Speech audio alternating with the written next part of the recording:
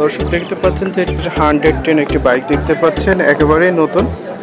7 থেকে 8 মাস ব্যবহার হয়েছে, মাত্র 4800 কিলোমিটার রানিং রয়েছে। দেখতে পাচ্ছেন, আমি একটু দূর থেকে দেখে, পুরো প্যাকেট করা রয়েছে।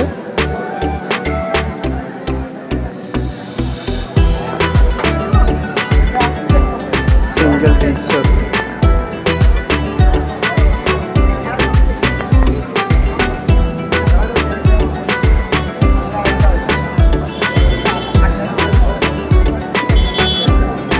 শোরুম পেপার রয়েছে।